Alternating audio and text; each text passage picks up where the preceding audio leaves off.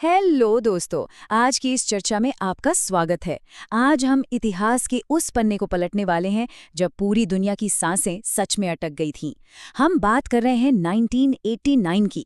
Berlin की दीवार गिरने के ठीक बाद मची उस जबरदस्त उथल-पुथल की। ये पूरा डिस्कशन मॉडल यूनाइटेड नेशंस के एक बेहद दिलचस्प क्राइसिस ब्रीफ पर आधारित है। तो चलिए, बिना किसी देरी के सीधे इस हिस्टोरिकल रोलर कोस्टर में डाइव करते हैं। इमेजिन कीजिए, तारीख है 9 नवंबर 1989 और अचानक हजारों की तादाद में पूर्वी बर्लिन वासी दीवार की तरफ उमड़ पड़े हैं।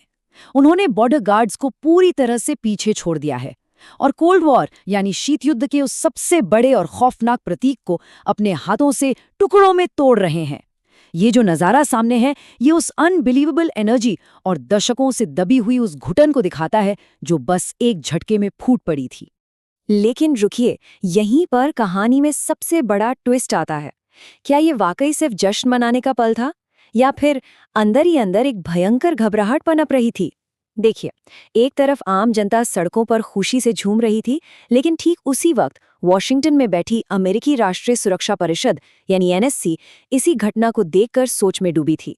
उनके दिमाग में बस एक ही सवाल था, क्या ये एक नई आज़ाद दुनिया की शुरुआत है या फिर कहीं ये तीसरे विश्व युद्ध का ट्रिगर तो नहीं? इस जियोपॉलिटिकल रस्साकशी को डिकोड करने के लिए हम इन 5 अहम पॉइंट्स पर फोकस करेंगे। दीवार का गिरना, विभाजन का वो काला इतिहास, अमेरिका का रिएक्शन, एक नाजुक मोड़ पर खड़ी दुनिया और फाइनली इस संकट को संभालने वाले सुरक्षा परिषद के प्रमुख चेहरे। तो चलिए शुरू करते हैं पहले हिस्से से, दीवार का गिरना, जो असल में एक बहुत भारी गलती का नतीजा था। आपको जानकर हैरानी होगी कि ये ऐतिहासिक घटना किसी मास्टर प्लान का हिस्सा बिल्कुल नहीं थी। ये दिखाता है कि जियोपॉलिटिक्स कितनी अनप्रिडिक्टेबल हो सकती है। हुआ ये कि पूर्वी जर्मनी में लगातार विरोध प्रदर्शन हो रहे थे, प्रेशर बहुत ज्यादा था। इसी बीच कम्युनिस्ट पार्टी के एक अधिकारी गुंतर शबावस्की ने नए ट्रैवल रूल्स को लेकर एक प्रेस कॉन्फ्रेंस की और भाई, उन्होंने इतनी बड़ी गड़बड़ कर दी, घोषणा को इतने कंफ्यूजिंग तरीके से पढ़ दिया कि बॉर्डर पर तैनात गार्ड्स का दिमाग ही चकरा गया। उन्हें कुछ समझ नहीं आया कि करना क्या है और उस भारी भीड़ को देखकर उन्होंने बस गेट खोल दिए। मतलब दशकों पुराना विभाजन एक प्रेस कॉन्फ्रेंस की छोटी सी गलती से रातों रात खत्म हो गया। अब आगे बढ़ते हैं दूसरे हिस्से की तरफ, जहां हम देखेंगे इस विभाजन का इतिहास और शीत युद्ध की वो क्रूर सच्चाई। व्हाइट हाउस में उस रात जो पैनिक था ना, उसे समझने के लिए हमें थोड़ा फ्लैशबैक में जाना होगा। अगस्त 1961 में सोवियत संघ के इशारे पर पूर्वी जर्मनी ने ये दीवार सचमुच रातों रात खड़ी कर दी थी। शुरू में ये सिर्फ कंटीले तारों की बाड़ थी, जो बाद में लगभग 12 फीट ऊंची कंक्रीट की खौफनाक दीवार बन गई। और इसका मकसद पश्चिमी देशों के लोगों को बाहर रोकना नहीं था, बल्कि अपने ही लोगों, पूर्वी बर्लिन वासियों को अंदर कैद करके रखना था।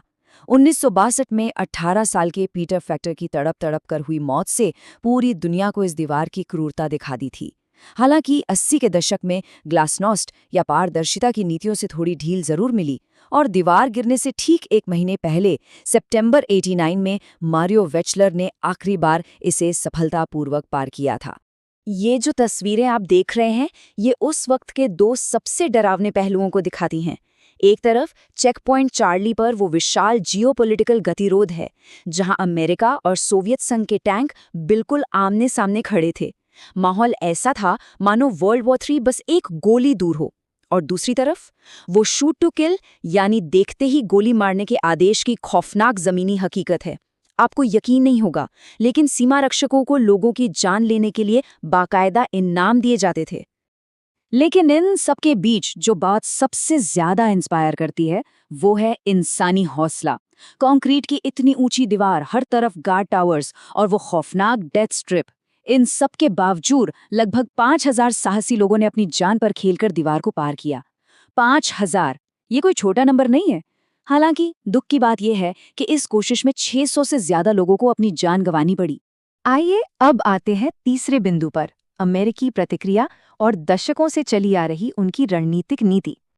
देखिए, अचानक दीवार गिरने से पहले तक अमेरिका का रुख काफी बदलता रहा था।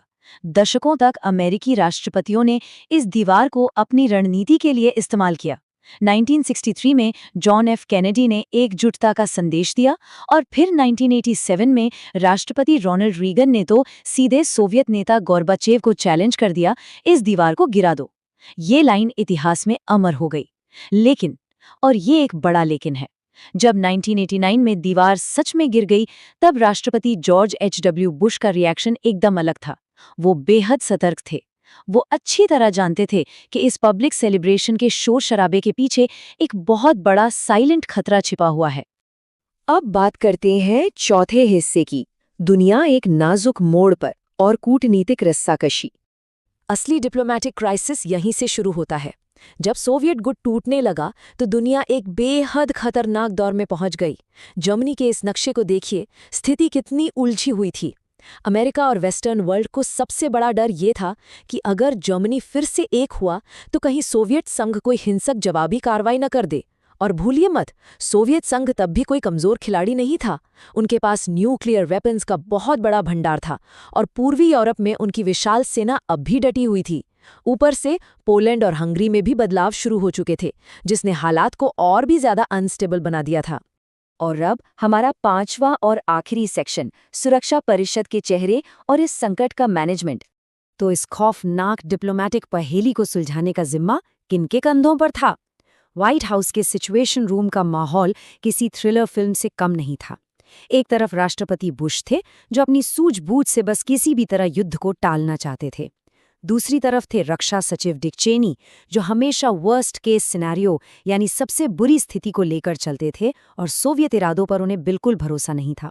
अब इन दोनों एक्सट्रीम्स को बैलेंस करने के लिए वहां मौजूद थे जेम्स बेकर जैसे मास्टर स्ट्रैटेजिस्ट और ब्रेंट स्कोक्राफ्ट जैसे शानदार ऑर्गेनाइजर, जो पूरे सिस्टम को बिखरने से रोकने की कोशिश कर रहे थे। और हाँ, ये लड़ाई सिर्फ टॉप लेवल पर नहीं लड़ी जा रही थी, ग्राउंड जीरो पर भी एक्सपर्ट्स की पूरी फौज तैनात थी।